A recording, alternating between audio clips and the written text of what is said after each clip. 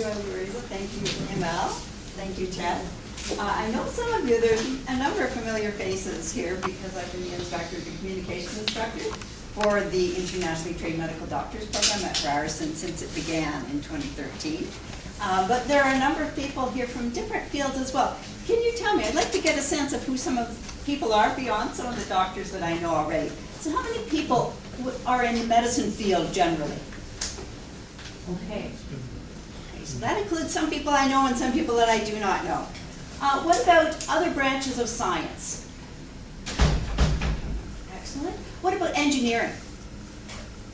Well, science and engineering are pretty closely related. How about other disciplines? Architecture? Social work. Social work. Social work, excellent. Okay, I was going to get to social sciences and arts fields perhaps. What's your field? Communication. Communications, excellent. So now I'm really under the gun. Anybody else? Okay, anything I haven't covered so far? All right. I'd like to share with you tonight, as you know, I'm not going to address barriers. I'm not going to address systemic barriers. I'm going to look at some of the skilling upside. As Ted pointed out, clearly there are a couple of different directions from which changes need to be pursued. But in terms of Canadian workplace communication, this is something that I'd like to address with you tonight that ties very much into the outcome of your study. You said that both some of the key informants as well as participants themselves had identified that there were barriers in terms of their knowledge of Canadian workplace communication. And we saw some examples. There were some very interesting examples. The email, and maybe we'll come back to that email that you received, that you observed. Okay, so I'd like to briefly discuss these topics tonight. Since we don't have a lot of time, I'm going to move fairly quickly through them and see where we can perhaps expand some understandings and have some dialogue together. Okay, so we're going to look at soft skills and Canadian workplace success, communications and relationship building, presenting yourself with confidence in this environment here, and then we'll wrap up and have some questions. So soft skills and Canadian workplace success. So soft skills, what are they? Just shout out a few. Communication, I think, yes, evidently, but what else? Attitude. Attitude, okay, attitudes, for sure. Confidence. Could be, yeah. Teamwork. Teamwork, okay, how do we work with other people? Anything else? Detail-oriented. Okay, so detail-oriented, and this could fit into, well, a number of things. Others? Conflict management. Conflict management. Okay, so we've already had a range of different types of things. I could add to that creativity, flexibility, adaptability, problem solving. Okay, so we talk about Time management. Time management, okay. But what's their relative importance in comparison to technical or subject matter skills in your perspective? More important than More important. More important. More important, yes, a lot of people would indeed say that. And yet soft skills are culturally related, they're culturally relative. So this becomes very important as we try to build our soft skills. Now, I don't know how many people have read some of the works by Lionel LaRoche. I know people in the ITMD program have, but anybody outside the ITMD program familiar with Lionel LaRoche? Yeah. I believe that the most important impression that I received in Canada was 2 or 3 speeches back from him. From him? I learned how to start because I was lost in this area, and he gave me the best solution way forward. Okay, so was there someone else who mentioned that they also knew of Lionel LaRoche? Okay, Great. well, I'm going to recommend a book of his in just a moment, because I think that's one thing, a takeaway. You can go read this book, and I truly believe there are a number of things that it may help you to consider that you may not have considered before. Okay, so he talks about, just at the beginning of his book, he talks about technical skills and soft skills. So we can see we have soft skills on the x-axis here and technical skills on the y-axis. So this question is posed. Let's say you have individual A who has very high technical skills, but low soft skills. And compare them to individual B, whose technical skills are medium. They're decent, they're not the very highest, they have very high soft skills. And so how do A and B compare to what they bring to an organization? What do you think? Usually prefer B. You're getting B is going to get hired, is what you're saying, right? Exactly. And this is very commonly what you indeed are going to see. Relative weights, though. LaRoche makes an interesting distinction between viewpoints in more hierarchical countries versus viewpoints, let's say, in North America, a much less hierarchical environment. He contends that technical skills are weighted more highly in hierarchical environments and much less highly. He says 50-50. I think he wrote that a few years ago. I suspect the numbers would be higher now in terms of how you would emphasize the soft skills. Okay. So more on soft skills. Perceptions of soft skills vary across cultures. And LaRoche talks in his book about his experiences. He has a PhD in engineering from France. That's his background. He came to North America. He tried to use his skills, his soft skills, that he had used, that he had been an expert at. He went to the right schools, you know, he knew what to do there. He didn't know what to do here. And there's a number of anecdotes he tells in the book about the experiences that he had, some of the missteps he made, like, you know, seeing a presentation and saying, those numbers are wrong. And some of the other things, missteps and misunderstandings that were based really in culture. And I won't belabor it too much because I know we have a lot to talk about tonight. But he's a very interesting man. He partnered with Carolyn Yang, who he met here, who was from China.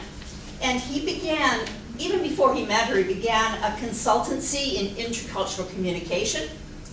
And he wrote with some other authors, some earlier books, and then later he wrote a book with his wife, Carolyn Yang, bringing together their experiences coming from very different countries and having to integrate into this Canadian environment. So, a key soft skill, evidently, communication. We already heard that earlier tonight. So what are some key factors that impact on communication styles? Hierarchy. The degree to which members of a society accept that power is unequally distributed between them. Individualism.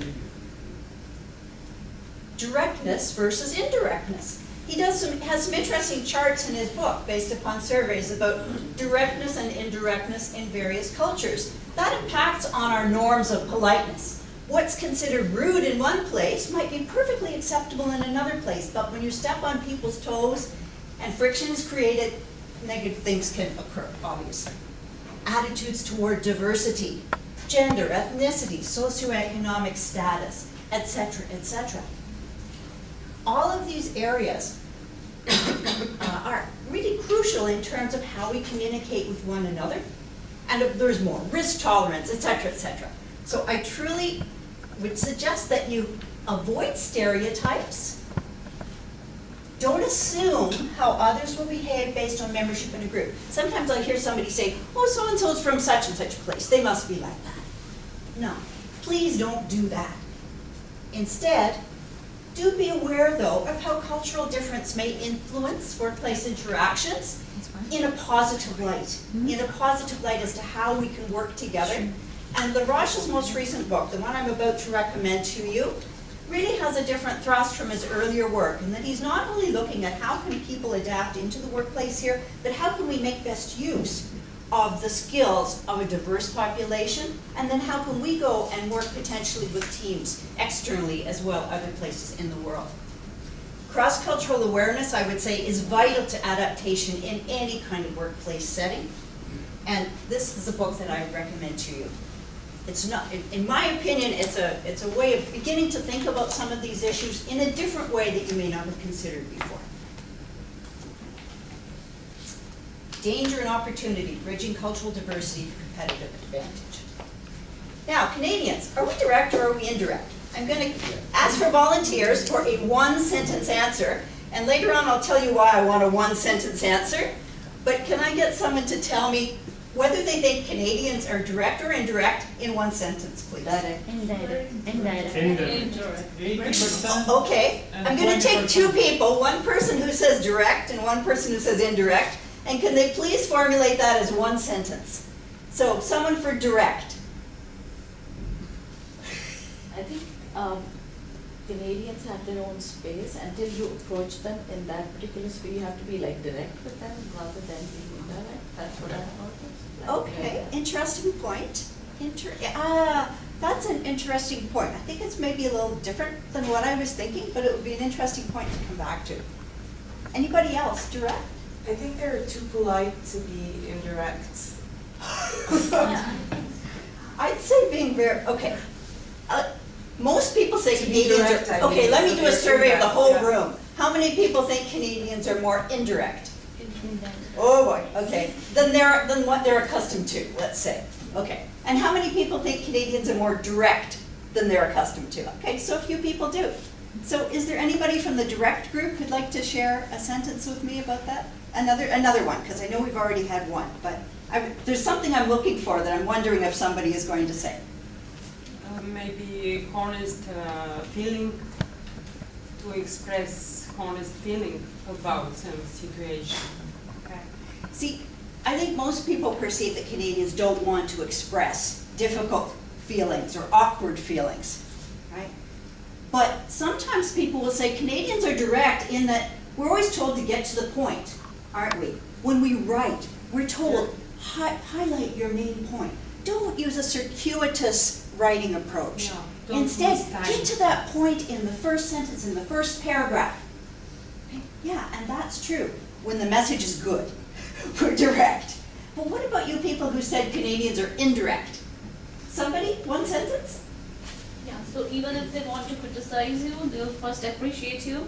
And you have to actually, understand that they are not appreciating you and they are making a remark on you. So it's very indirect, like the sandwich approach, that's what I have learned. Okay. So first they'll give you a good bit and then the direct piece and then the indirect piece. Yeah, that's very true. And when Canadians are being critical in an awkward situation, they're expressing something that's perhaps unwelcome. Typically, they will appreciate something. They will acknowledge some common ground before they get to saying what they really want to say. And you have to understand why Canadians are doing this, because if you don't appreciate that, I think you do risk stepping on a lot of toes, quite frankly. Okay.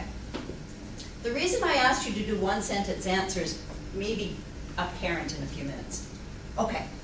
We do value getting to the point. Absolutely we do. And when you're writing, it's really important that you think about getting that point out there quickly. In its longer report, you want that in the executive summary, you want that in the first paragraph. You don't want people to have to wait for you to build up. But let's think about it this way. Good news, bad news.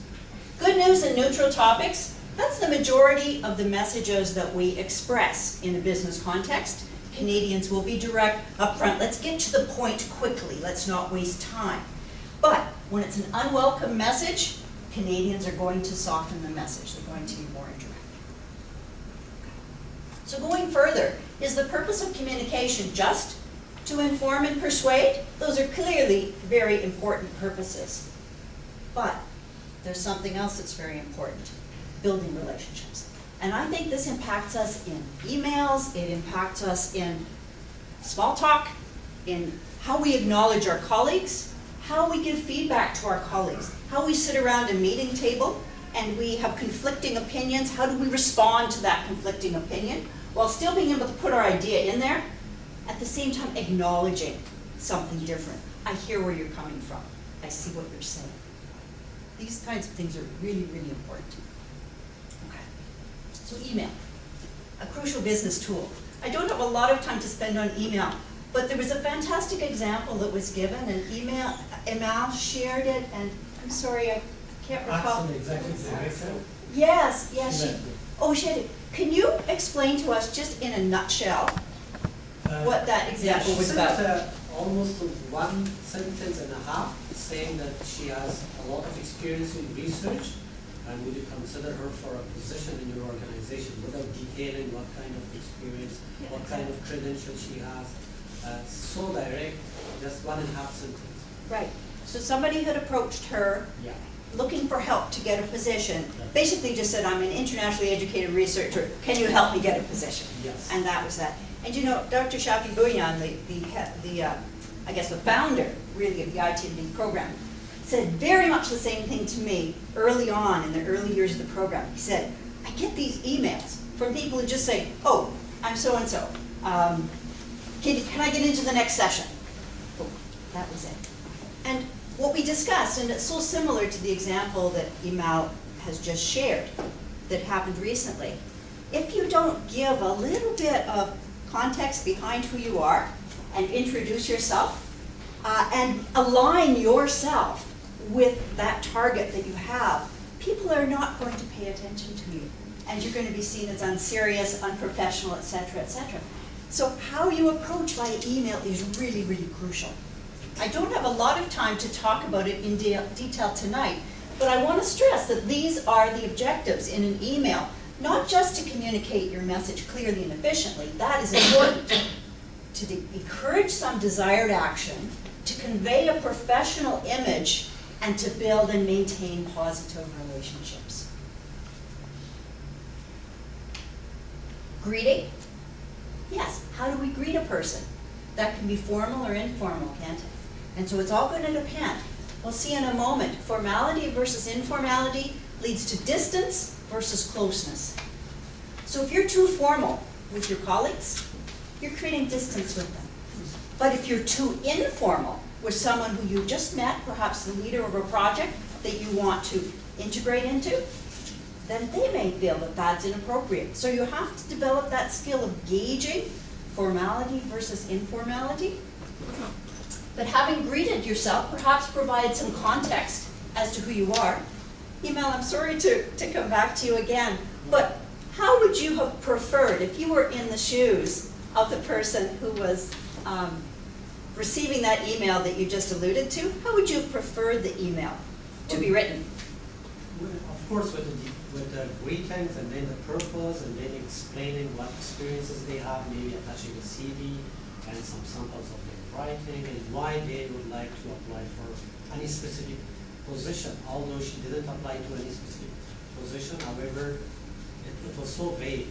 Yeah, it was vague. There was nothing that a person could assess. So after the greeting, there would have to be some self-introduction. Who am I? What do I have to offer? Purpose expressed in a polite way. Some details of their background, and then an ask, but phrased in a polite fashion, and then an appropriate closing. Okay. Formality versus informality, distance versus closeness. So when are people formal? Research. Many of you, I think all of you, are researchers, right? Academic settings and medical settings are probably the two most formal settings in North America. In general, the business environment is a little bit less formal than what we would see in academics and in medicine.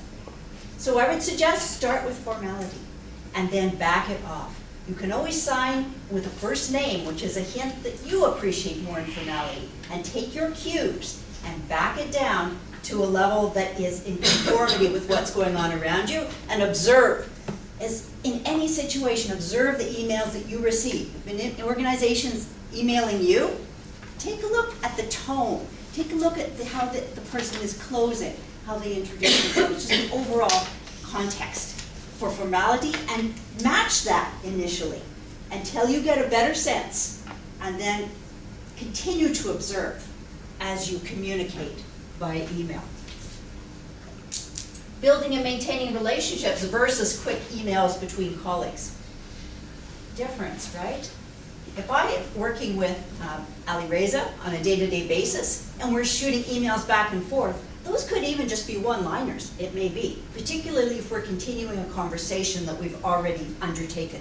We're not going to have a, hi Ali Reza, how was your weekend, et cetera, et cetera. No, we're going to be quickly back and forth.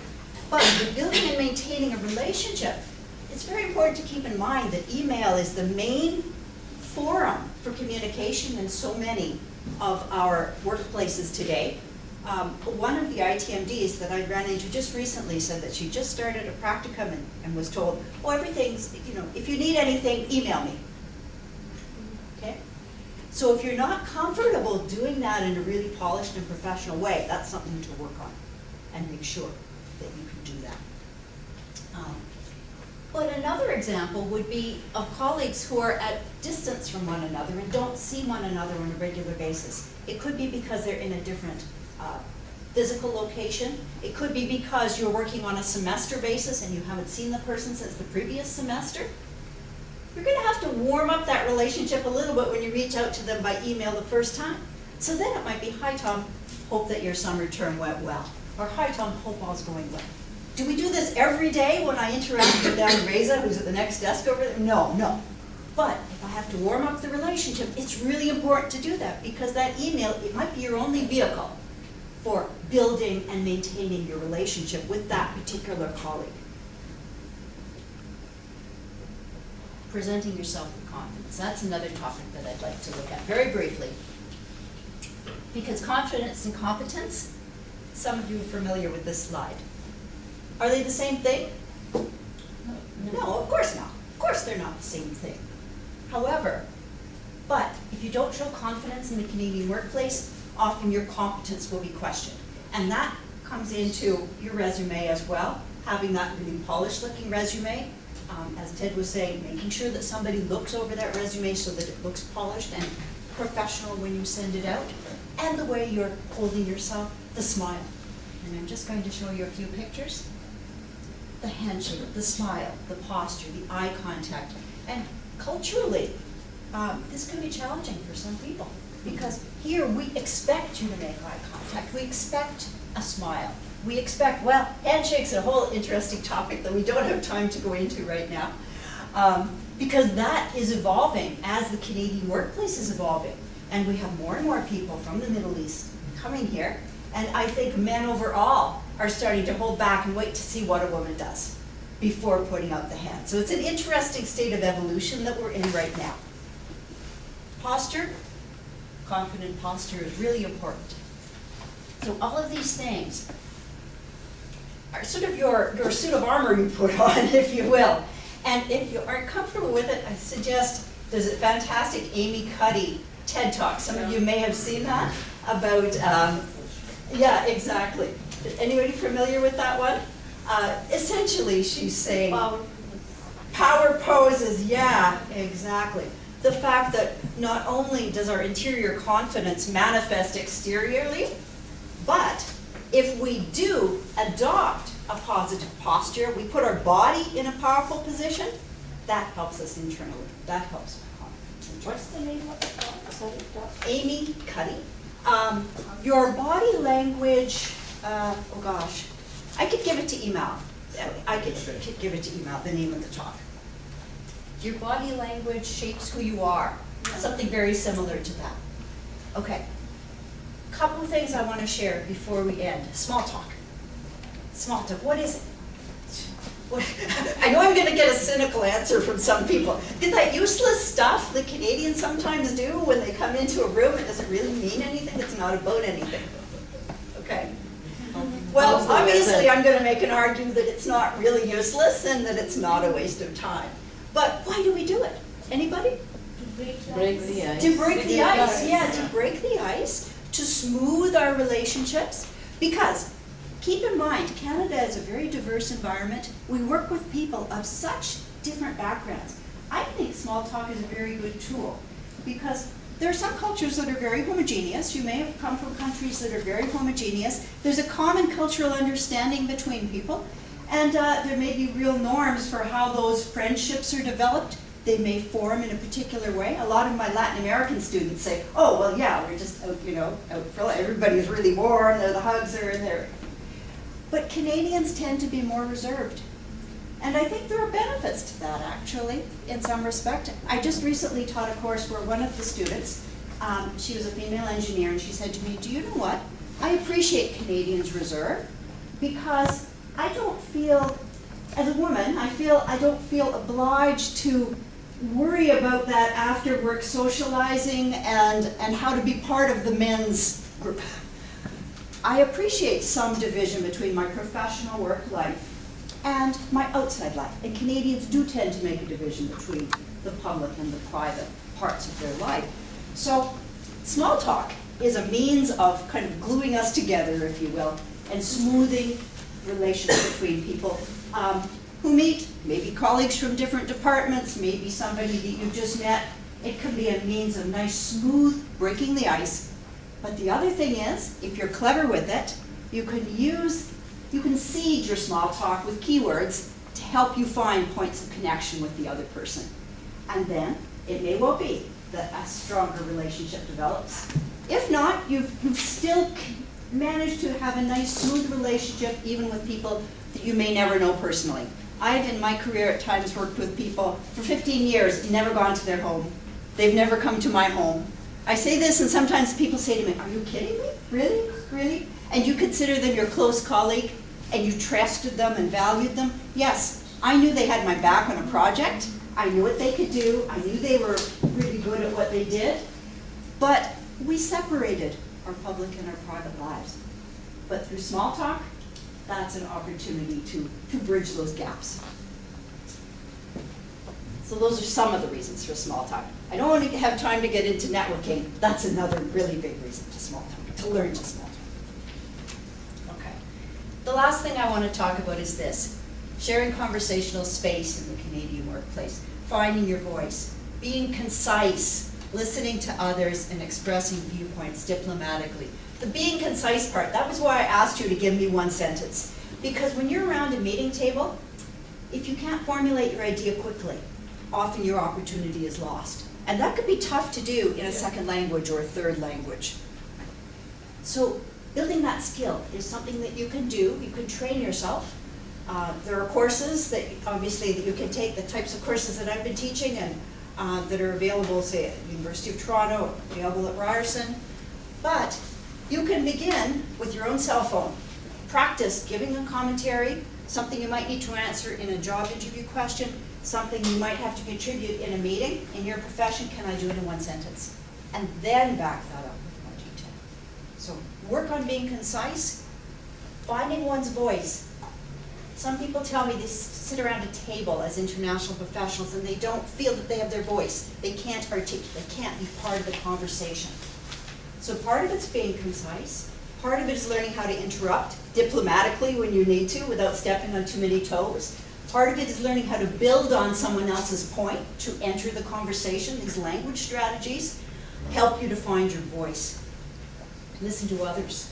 Share your conversational space, because if you want to be a good colleague, it's going to be expected that you share that conversational space and learn to express your viewpoints diplomatically. So I'm afraid my time is up and I'm going to have to wrap up, but I'd like to leave you with some closing messages. First, acquaint yourself with factors impacting cross-cultural communication in a Canadian context. So La Roche and Yang, I would strongly recommend you read the book. I think you can get it for $50 or less from Amazon or on a Kindle version. Some of the libraries have it as well, public libraries, so you can check it out there. Find your voice while respecting and encouraging the voices of others. My suggestion here, observe meeting dynamics in any setting that you might be involved in today, and diplomacy strategies of skilled colleagues and leaders. I could tell you a lot more about specific language strategies for getting in the conversation without stepping on toes, but you can begin by listening to the other people around you who are really skilled at doing that. You can tell when a person's stepping on someone else's toes or when a person's ideas are accepted and embraced. What phrases are they using to introduce their ideas? Watch for it, listen for it. And finally, just keep in mind that communication is not just about informing or persuading. It's about building relationships, whether we intend to or not. So what we communicate via an email gives an impression of us, even if we're not intending to. So the person who wrote the director of the association saying, "Oh, I'm an internationally educated researcher, I need a job, can you help me?" That sent a message, and that person is remembered, unfortunately, in a negative light. So try to shape your communication to be what you want it to be. Polished, professional, greet your colleagues, acknowledge them in the hallway, make small talk, give feedback diplomatically, build and nurture business relationships. And I wish you all the best here in Canada. Any questions? I wish